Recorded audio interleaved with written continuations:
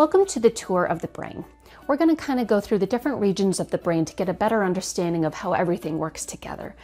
For this, we're going to use Dan Siegel's hand model, or as he calls it, a handy model, which I agree it is very handy. So the first section is actually our wrist and our arm. This is our spinal cord. The second section is our palm, and this is our brainstem. This dates back hundreds of millions of years ago, also known as the reptilian brain. It is our main energy control center, so not only for our body, but also for the brain itself. This is responsible for basic survival in that it triggers hunger to fuel our bodies and our brain, and initiates sexual desire to procreate, and also initiates the freeze, fight, flight response in threatening situations for our survival. But it's also a very important part to motivation. And our thumb represents the limbic area. This system evolved around 200 million years ago. This is where our emotions reside, and it elicits relationships and attachment to others, kind of our social area of the brain. But it's also a large contributor to creating memories. The hippocampus also resides in this area. And the hippocampus is very important in receiving inputs from several different convergence zones and plays an essential role in memory. The limbic system works closely with our brainstem and also our cortex, which are our fingers, our four fingers.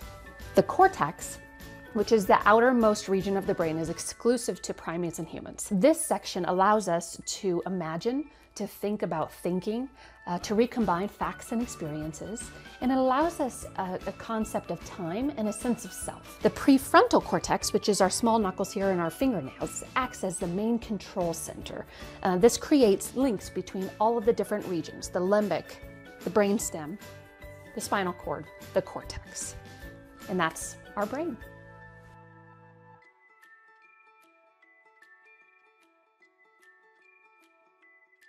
This information about the brain helps in narrowing in on specific regions to study what motivates us to learn, as well as how and where memories are stored to create the most effective learning events. So let's start with motivation. I wanted to find out what the underlying drive was for most adults to seek out learning. Why? So that I could effectively fulfill that as a facilitator. What I found was that the brain's primordial motivation is to satisfy the need to experience social connection or to avoid social pain, and that this was linked to survival. To increase chances of survival, humans recognize that working in groups increases those chances, which means that humans must figure out how to become accepted into and to retain a position within a social group to keep the chances of survival high. Learning and memory are an essential part of this process.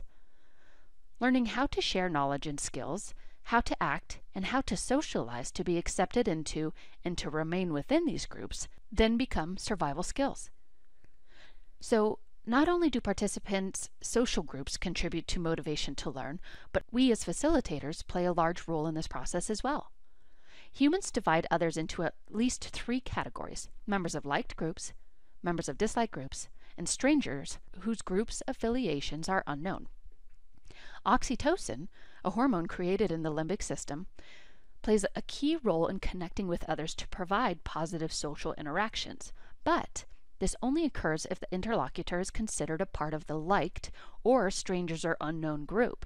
Conversely, oxytocin can promote hostility toward members of disliked groups. So although the social aspect may contribute to retention, there is a possibility it could also contribute to closed-mindedness and restrict or provide barriers to receiving and remembering information.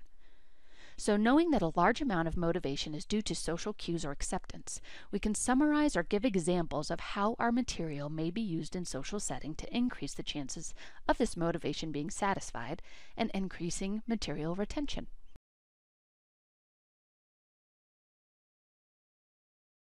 A learning event is considered successful when participants' motivation to learn specific material is effectively satiated. Considering the large range of different cognizant motivations between participants, it may seem most efficient to just present as much data as possible into the event to maximize the potential of sparking this connection to an existing memory. But this will only saturate the brain, which is designed to absorb a limited amount of information at one time, only the information that is needed. By default, The human brain forgets a large amount of material in order to focus on and strengthen connections that are deemed as more important to satisfy that initial motivation. Material should be grouped under larger, more meaningful concepts, and then reinforced with supportive information, social relevancy, and tools to help participants process and associate the information. Recent research has exposed the power of humans' mindsets, and that they can go as far as changing basic bodily functions like heart rate, metabolism, and reduction in pain in the moment that the mindset is changed, as well as months and years into the future. Participants' thoughts, beliefs, and expectations about learning events and content can fundamentally alter the impact of the learning experience, both subjectively and objectively.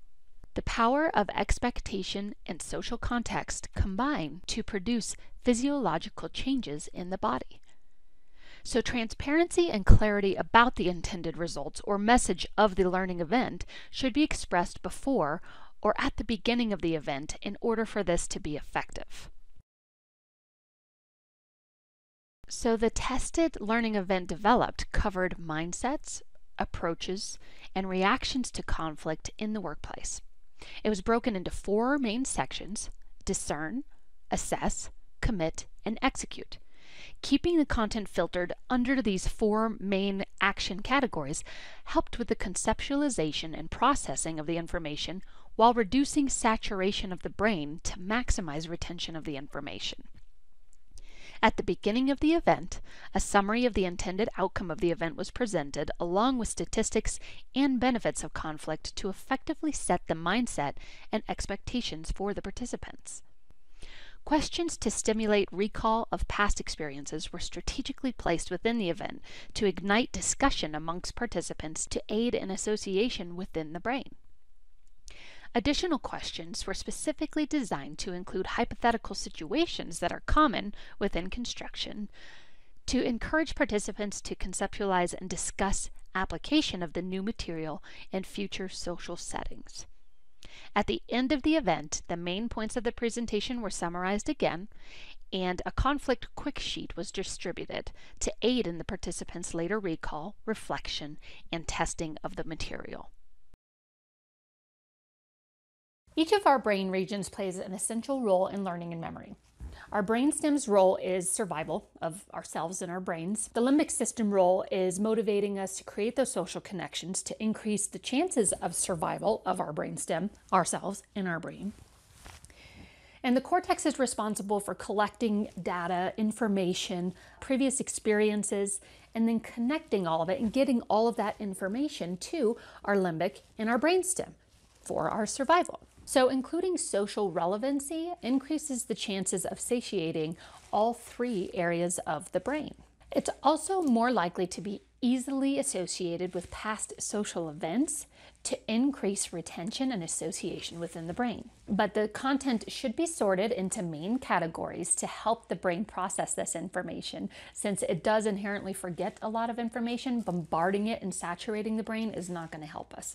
So keeping them in those main categories and then filtering any supportive information under those is going to increase our chances of retention. Additionally, full transparency about the expected results so that the participants know which goal they're going towards is going to help in the retention of the material as well. And this gets sorted, and it's better sorted within the brain when they have all of this information.